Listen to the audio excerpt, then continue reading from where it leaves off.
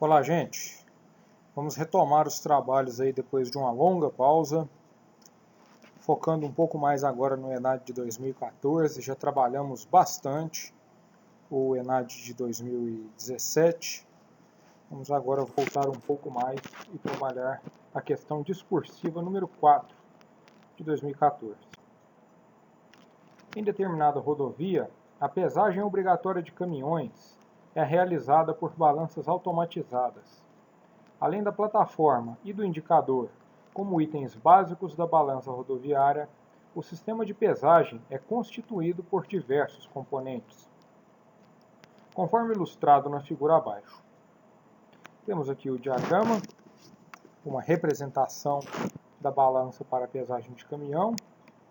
Temos o caminhão, o sistema de pesagem, uma guarita onde os trabalhadores ficam, o sistema de permissão de passagem do caminhão e todas as partes dessa representação estão aqui descritas na legenda. No momento da pesagem, o caminhão desloca-se por uma pequena inclinação e acomoda-se para que a medição seja realizada e registrada.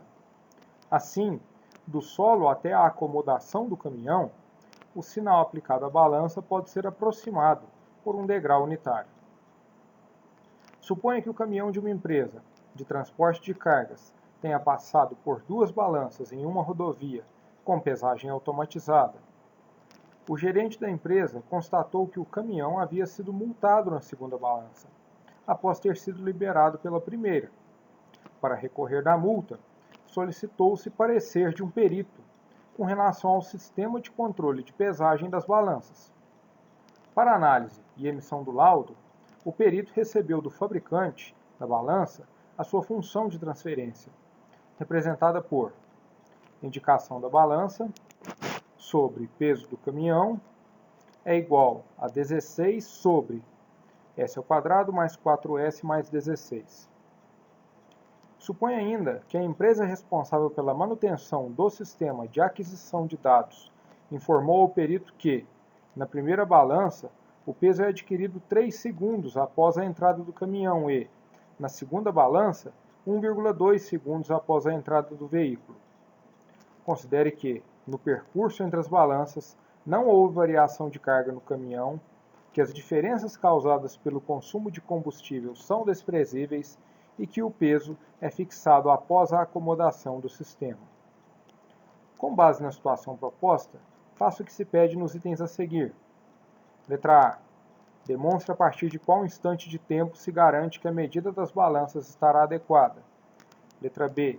Na qualidade de perito contratado, apresente seu parecer para o caso, justificando-o com base em dados técnicos. Considere as seguintes informações complementares. Função de transferência normalizada de um sistema de segunda ordem. G de S é igual a ωn² sobre S² mais 2 zeta ωns mais ωn². Sobre sinal máximo, MP, é igual a menos zeta π sobre E elevado à raiz de 1 menos zeta². Tempo de pico, TP, é igual a π sobre ωn vezes a raiz de 1 menos zeta².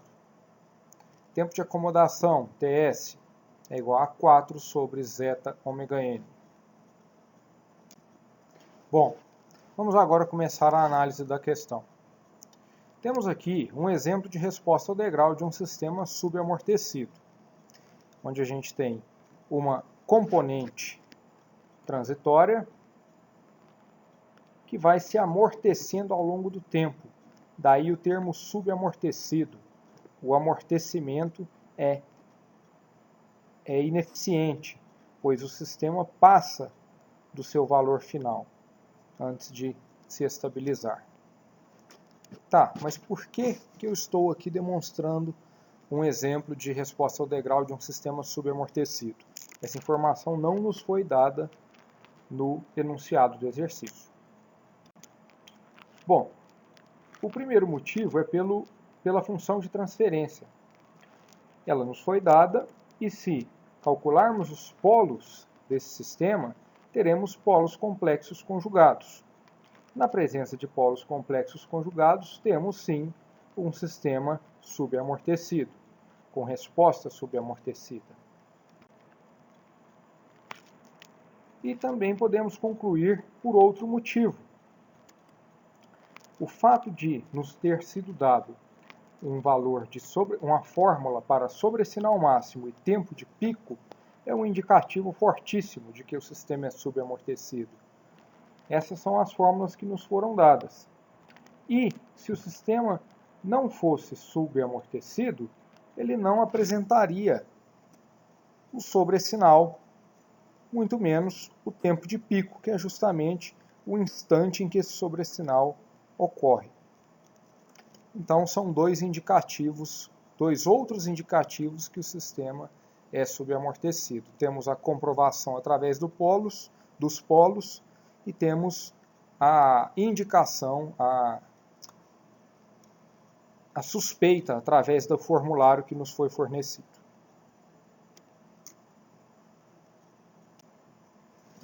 Bom, já que concluímos que o sistema é subamortecido, podemos agora começar a usar as fórmulas. Entretanto, vou corrigir e dizer que vamos usar só a fórmula. A única fórmula que é necessária para respondermos essa questão é a do tempo de acomodação. A fórmula é fornecida como 4 sobre zeta ômega n. Essa fórmula pode variar conforme o critério utilizado. Nesse caso aqui, temos um critério de uma variação de mais ou menos 2% do valor final.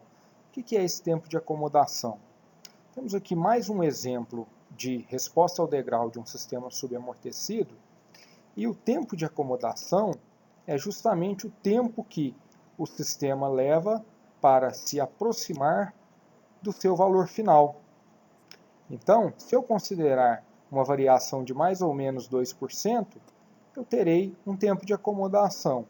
Se eu considerar uma variação de mais ou menos 5%, eu terei um outro tempo de acomodação.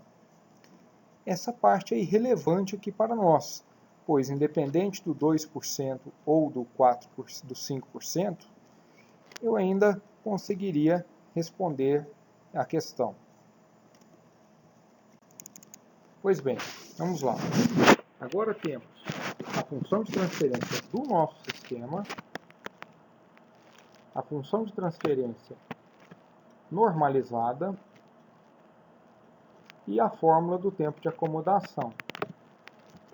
Trazendo aqui na função de transferência normalizada os valores da nossa função de transferência, podemos descobrir o ômega n e o zeta. Com ambos, nós conseguimos descobrir qual é o tempo de acomodação, que é de 2 segundos. E aí, voltamos ao enunciado do exercício, no qual nos é dito que o peso na primeira balança é adquirido 3 segundos após a entrada do caminhão, ou seja, o sistema já está em acomodação, a resposta já se acomodou. E na segunda balança, 1,2 segundos após a entrada do veículo. Antes de o sistema se acomodar, visto que é a balança do mesmo modelo, ele já adquire o peso. Então, é possível que ele esteja em um sobressinal no momento da aquisição do dado. Logo, a pesagem na segunda balança o peso é adquirido em um momento inadequado.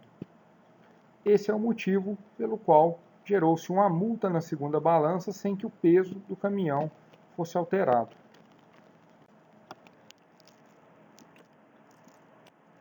E aí, voltamos ao que o que nos pede o exercício. Na letra A é pedido uma demonstração, logo isso pode ser feito com esses cálculos que fizemos. Lembrando que só foi necessário a última fórmula.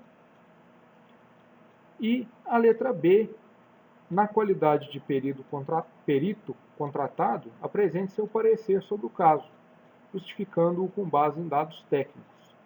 Essa questão aqui seria mais para verificar o quanto o aluno consegue explicar aqueles números que acabou de adquirir, não só um aluno que consegue simplesmente ler uma fórmula e saber onde substituir as informações, mas também que sabe interpretar aquela informação e logo ele teria também que saber transcrever isso para que o avaliador avalie sua resposta.